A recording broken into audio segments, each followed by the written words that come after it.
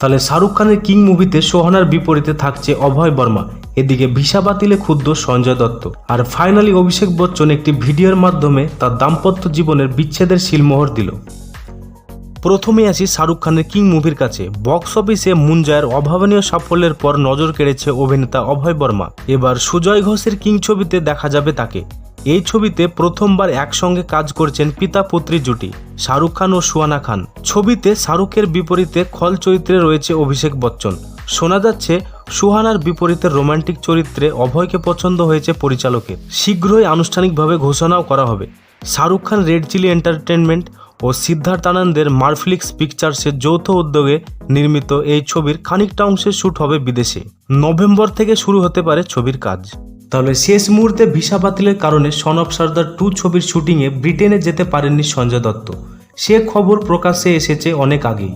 সম্প্রতি সে প্রসঙ্গে ব্রিটিশ সরকারের বিরুদ্ধে নিজের ক্ষোভ উগরে দিয়েছেন অভিনেতা।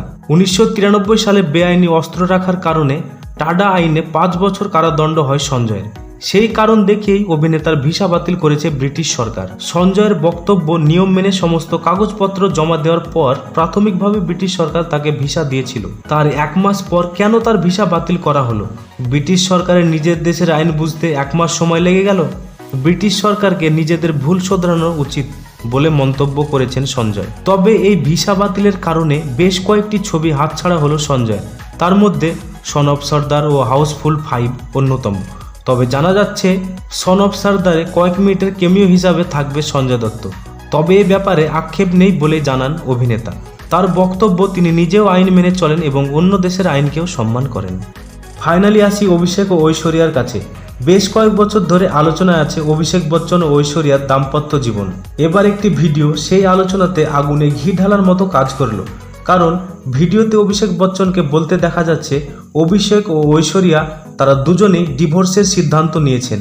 ভিডিওটি সোশ্যাল মিডিয়ায় আসতেই নেটিজনেরা নড়ে চড়ে বসেছে, যে যার মতো শেয়ার করছে ভিডিওটি। তবে অনেকে ভিডিওটির সত্যতা নিয়ে কথা তুলেছেন। অনেকের মতে এআই দিয়ে বানানো ভিডিও। তবে এ ব্যাপারে ঐশ্বরিয়া বা বচ্চন ফ্যামিলির কেউ মুখ খোলেননি।